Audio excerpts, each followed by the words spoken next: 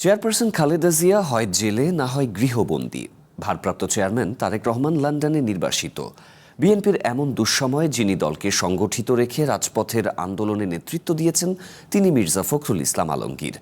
আওয়ামী লীগের দীর্ঘ শাসনে দেশের অন্যতম প্রধান দল হিসেবে বিএনপিকে সক্রিয় রাখতে গিয়ে তিনি বারবার হয়েছেন গ্রেপ্তার, কিন্তু তাতেও হাল ছাড়েননি। বিএনপির দুঃসময়ে এই কাণ্ডারি এবার হতে যাচ্ছেন দেশের 23তম রাষ্ট্রপতি। উত্তরের জেলা ঠাকুরগাঁওয়ে জন্ম নেয়া মির্জা ফখরুল ইসলাম আলমগীরের বয়স এখন ৭৮ বছর।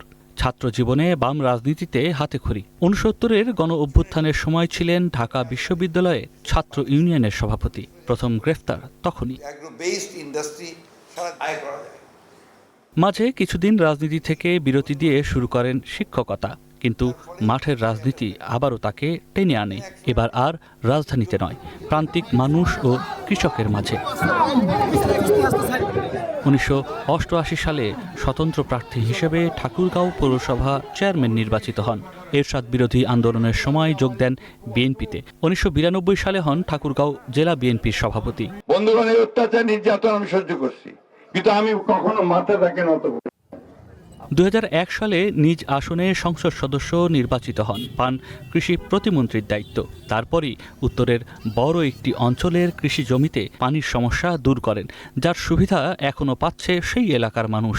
বেসামরিক বিমান পরিবহন ও পর্যটন মন্ত্রণালয়ের প্রতিমন্ত্রী হিসেবেও দায়িত্ব পালন করেন মির্জা ফখরুল। ২০০৯ সালে বিএনপির পঞ্চম জাতীয় কাউন্সিলে মির্জা ফখরুল ইসলাম আলমগীর সিনিয়র যুগ্ম মহাসচিব নির্বাচিত হন। ২০১১ সাল থেকে ৫ বছর দলের ভারপ্রাপ্ত মহাসচিবের দায়িত্ব পালন করেন, আর মহাসচিব হন ২০১৬ সালে।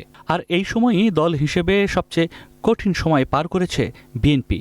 তৎকালীন আওয়ামী লীগ সরকারের চাপ, মামলা, হামলা আর রাজনৈতিক কর্মকাণ্ডে নানা প্রতিবন্ধকতার মধ্যে দিয়েও দলকে সামনের দিকে এগিয়ে নিতে মহাসচিব হিসেবে জোরালো ভূমিকা রাখেন মির্জা ফখরুল। ত্রয়োদশ জাতীয় সংসদ নির্বাচনের পরে স্থানীয় সরকার মন্ত্রীর দায়িত্ব নেয়ার ৫ মাস পরই তার নাম এলো রাষ্ট্রপতি প্রার্থীর তালিকায়।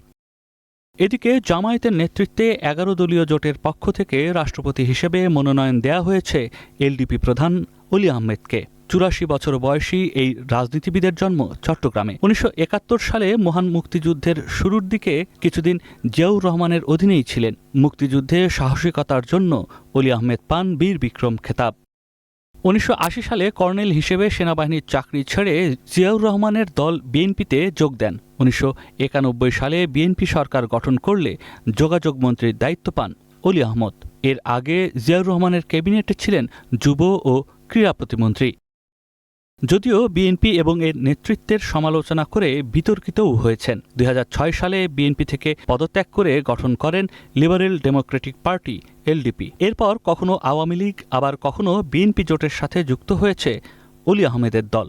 সবশেষ ২৪-এর অভ্যুত্থানে আওয়ামী লীগের পতনের পর জামায়াতের ১১ দলীয় জোটে যুক্ত হন অলি আহমেদ। ত্রয়োদশ জাতীয় সংসদ নির্বাচনে তিনি অংশ না নিলেও জামায়াত জোটের পক্ষ থেকে তাকে মনোনয়ন দেয়া হয়েছে রাষ্ট্রপতি নির্বাচনে। রাষ্ট্রপতি নির্বাচনে ভোট দেন সংসদ সদস্যরা, আর সংবিধানের ৭০ অনুচ্ছেদ অনুযায়ী দলের বিপক্ষে কারো ভোট দেবার সুযোগ নেই। দলীয় প্রার্থীর পক্ষেই যেহেতু বিএনপি এমপিদের ভোট দিতে হবে এবং বর্তমান সংসদে ২/৩ সদস্যই যেহেতু বিএনপির, ফলে রাষ্ট্রপতি পদে মির্জা ফখরুল ইসলাম আলমগীরের বিজয় নিশ্চিতই বলা যায়। কিন্তু তারপরও আগামী ২০ অগাস্ট নিয়ম রক্ষার নির্বাচনে ভোট দেবেন সংসদ সদস্যরা। রাষ্ট্রপতি পদে সর্বশেষ ১৯৯১ সালে ভোট হয়েছিল। এরপর ২০২৩ সাল পর্যন্ত একাধিক প্রার্থী না থাকায় সরকার দলীয় মনোনীত প্রার্থীরাই বিনা প্রতিদ্বন্দ্বিতায় নির্বাচিত হয়েছেন। নয়ন আদিত্য, ওয়ান নিউজ, ঢাকা।